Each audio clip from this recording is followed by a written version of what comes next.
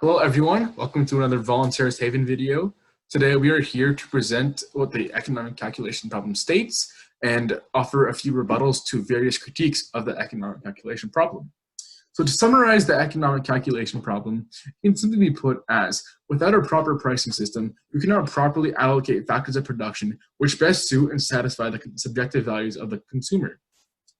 The ECP assumes complete information as to every consumer demand, the relevant quantities and qualities of all the different factors of production, both original and produced.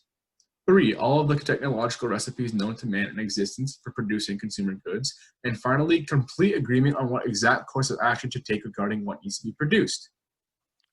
Mises illustrates his critique with the following example. The director wants to build a house. Now, there are many methods that can be resorted to. Each of them offers, from the point of view of the director, certain advantages and disadvantages with regard to the utilization of future building, and results in a different duration of the building's serviceableness. Each of them requires other expenditures of building materials and labor and absorbs other periods of production. Which method should the director choose? He cannot reduce to a common denominator the items of various materials and various kinds of labor to be expended.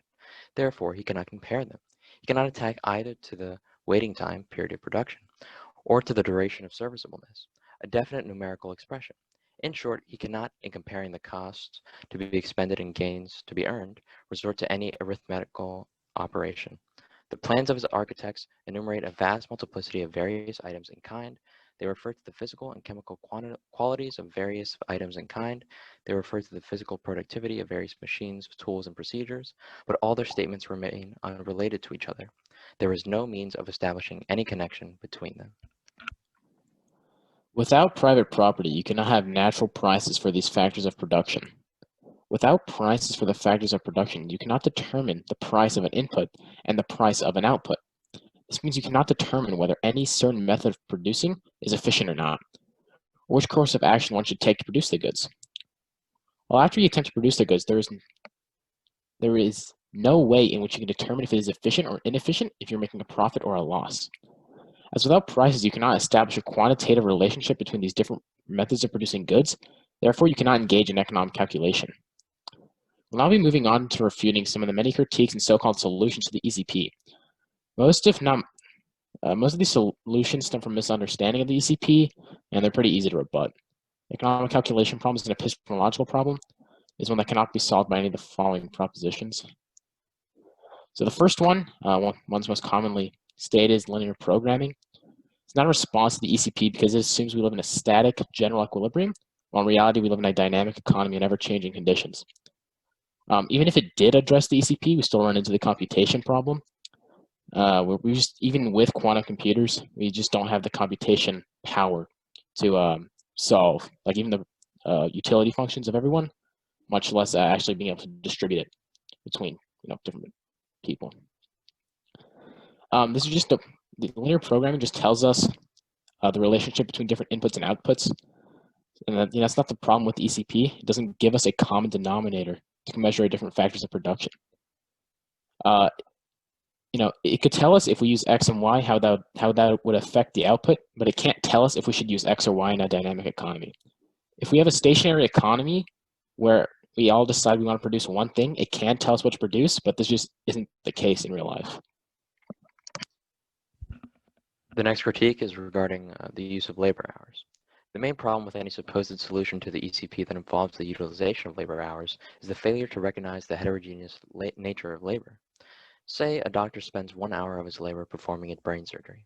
Let the value of that labor be represented by Y. Now, say a driver spends 1 hour of his labor dropping off food for Uber Eats. Let the value of that labor be represented by X. We know that X does not equal Y, and we know this because of the previously mentioned fact regarding the heterogeneous nature of labor. The reason labor being heterogeneous matters is because it means it cannot be used as a common denominator to commensurate different factors of production. Labor hours could only be effective at solving the ECP if central planners could establish an interpersonal utility function, which is, of course, impossible. Given the subjective nature of value, one would need to determine how much each individual subject values each service/product and be able to compare the utility interpersonally, not to mention the physical impossibilities that would result from ever trying to compute all of this information. See computational problem. On to the next critique of the ECP, that would be the Lang model. And even if the technological information of production functions, the curve which best represents the physical output possibilities of various inputs can be communicated to the central planner, this would be far from helping him produce economically. You need to know the relative scarcities of the factors of production, not the curves that represent physical output, but which production method to pick out of a myriad of ways to produce a commodity.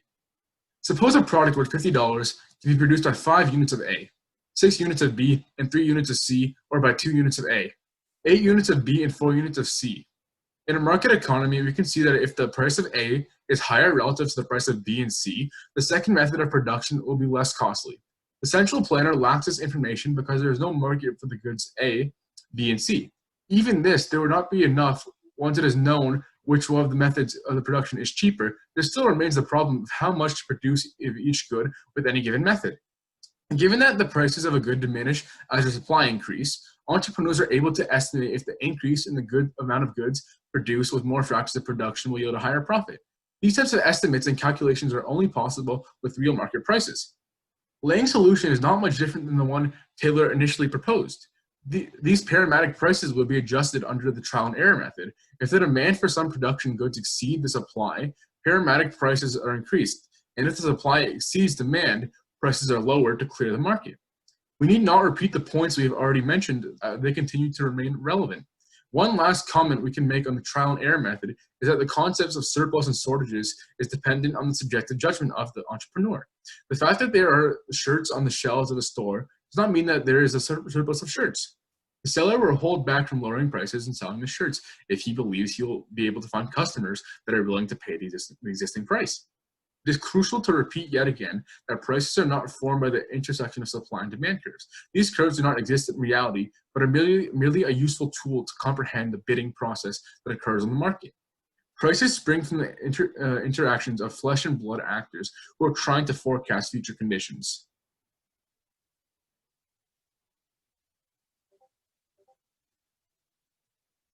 So the next critique is market socialism.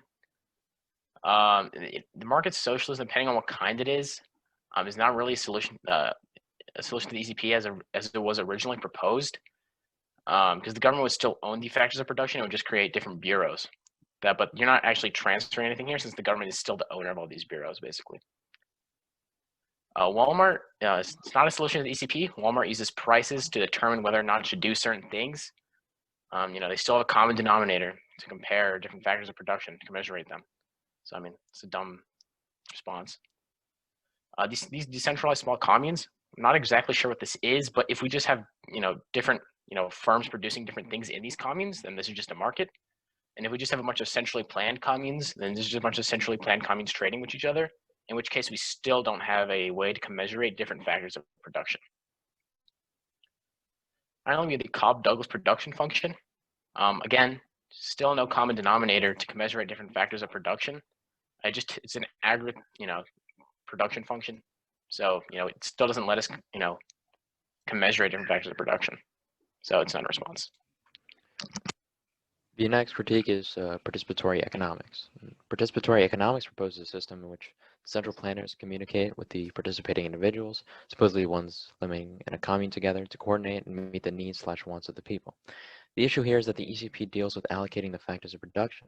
It does not deal with the distribution of goods and services. Even under an economy that utilizes par econ, central planners could not, without a market-based price system, determine how to allocate these factors of production rationally. The next is a quasi-market. Having your planner work for profit does not in reality debunk the ECP. No matter the motive, and motive production is irrelevant to the question as to how do we produce goods properly. It runs into the same question as the original ECP and is a straw man of what it is actually saying. It assumes that the ECP says without a market you can't distribute goods. It is not what the ECP is saying at all, as we've previously established. The next is the idea that empirical data has shown that the ECP is not a problem. And many opponents to the ECP will claim that empirical data is previously centrally planned economies debunks the ECP itself, although the ECP is a problem that cannot be verified empirically or disproved empirically. It simply presents a problem as was outlined before. The problem needs to be solved in order to engage in economic calculation and be able to produce goods. You're completely ignoring the problem as economic calculation would still be impossible without private property, and you still need to prove that it is possible. Some people will say that the economic calculation problem still applies to capitalism, but this just stems from a lack of knowledge of what the ECP is. The economic calculation problem applies to planned economies because they do not have prices that act as a common denominator to allow us to commensurate different factors of production. Essentially, in a centrally planned economy, prices cannot form for these higher order goods, and thus economic calculation is not possible. In a market system, these prices do exist, and therefore the ECP does not apply. So to those of you people that are just saying, I don't care about the ECP, shut the fuck up, okay? On a more serious note, you're fucking retarded. That is all. And the final critique could be, some people would say post-scarcity. Please, shut the fuck up. It's like, please. A relative abundance does not equate to a post-scarcity economy. And that wraps up our video today on the economic calculation problem. I hope you enjoyed. Subscribe, like, and comment.